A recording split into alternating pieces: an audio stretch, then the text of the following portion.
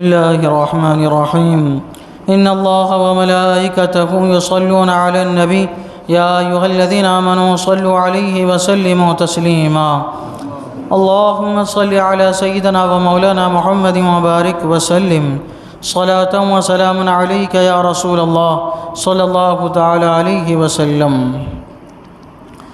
أعوذ بالله من الشيطان الرجيم بسم الله الرحمن الرحيم الذين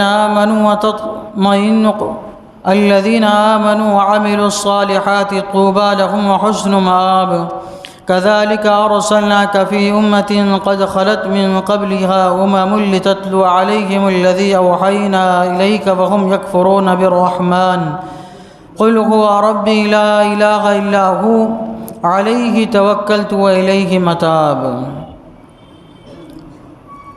وہ جو ایمان لائے اور اچھے کام کیے ان کو خوشی ہے اور اچھا انجام۔ اسی طرح ہم نے تم کو اس امت میں بھیجا جس سے پہلے امتیں ہو گزری کہ تم انہیں پڑھ کر سناؤ جو ہم نے تمہاری طرف وحی کی، اور وہ رحمان کے منکر ہو رہے ہیں۔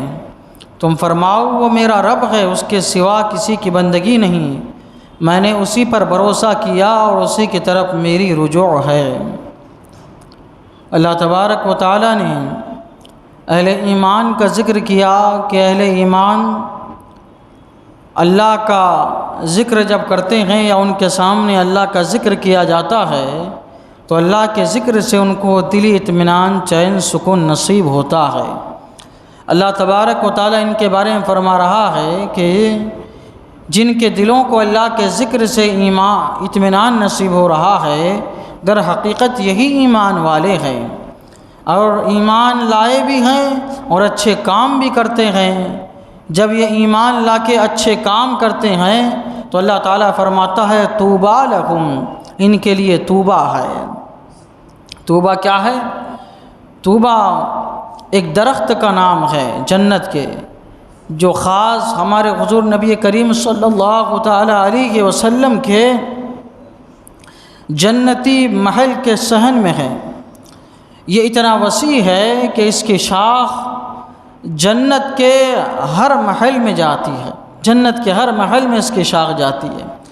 اتنا وسیع ہے، اتنا چوڑا ہے، اتنا بڑا ہے کہ اگر اس کے سائے میں ایک سوار تیز رفتار کے ساتھ ایک کونے سے دوسرے کونے کی طرف جائے تو 200 سال کا عرصہ لگ جائے گا۔ اتنا یہ وسیع و عریض جو ہے یہ درخت ہے۔ اس میں اللہ تبارک و تعالیٰ نے ہر قسم کے پھول رکھے ہیں، ہر قسم کے پھل رکھے ہیں۔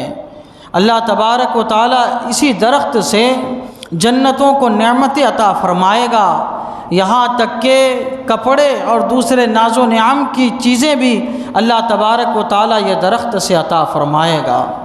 اس درخت کا پھل ایسا خوشنما و اتنا بڑا ہے کہ انگور کا جو دانہ ہوتا ہے جو اس میں لگا ہوا ہے وہ ایک مٹکے کے برابر ہوگا۔ اس میں درخت میں جو لگا ہوا ہوگا، ہر قسم کے پھل اور پھول اس میں لگے ہوں گے اور ہر طرح کی خوشبو اس سے میسر آئے گی۔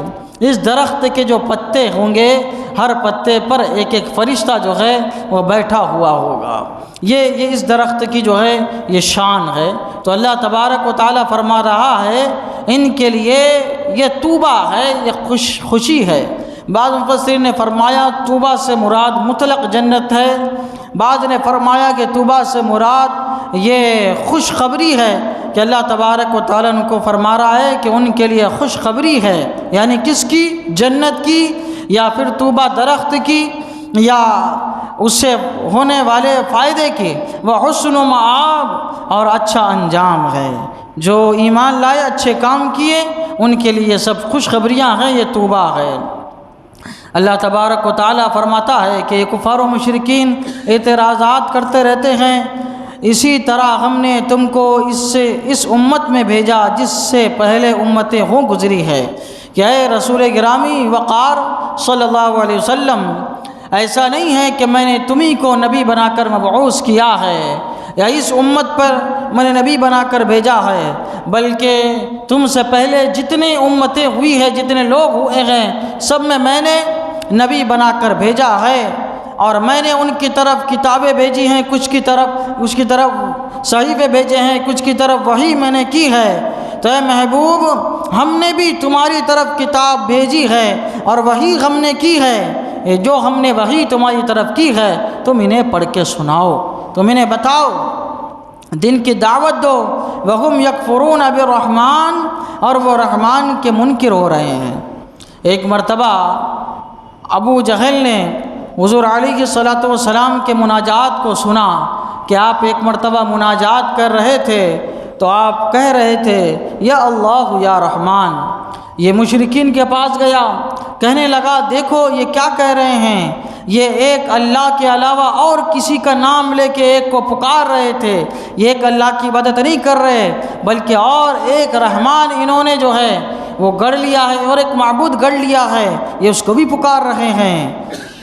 حالانکہ کہنے لگا ابو جہل، حالانکہ ہم تو رحمان الیمانہ ایک کو کہتے ہیں، رحمان الیمانہ یہ مسلمہ کذاب کہا جاتا ہے۔ مسلمہ کذاب کون ہے؟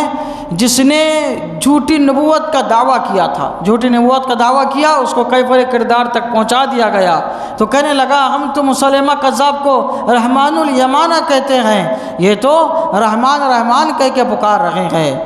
تو اللہ تبارک و تعالیٰ نے اس کی رد میں یہ آیت کریمہ نازل فرمائی، ارشاد فرمایا وہ رحمان کے منکر ہو رہے ہیں، قل هو ربی لا الہ الا ہو، تم فرماؤ وہ میرا رب ہے، اس کے سوا کسی کی بندگی نہیں۔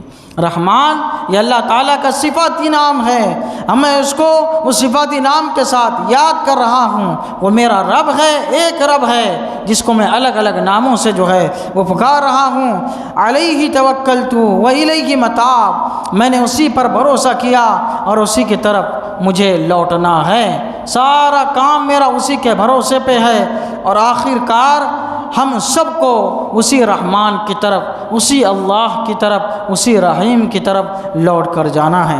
اللہ تعالیٰ کی بارگاہ میں دعا ہے قرآن شریف سیکھنے سمجھنے اور اس کے مطابق ہم سب کو اپنی زندگی گزارنے کی توفیق عطا فرمائے، اس کے فیض و برکات سے ہم سب کو بہرہ مند فرمائے، آمین۔ وصلی اللہ تعالیٰ علی سیدنا محمد وعلی آلہ وصحبہ اجمعین برحمتک یا ارحم الراحمین۔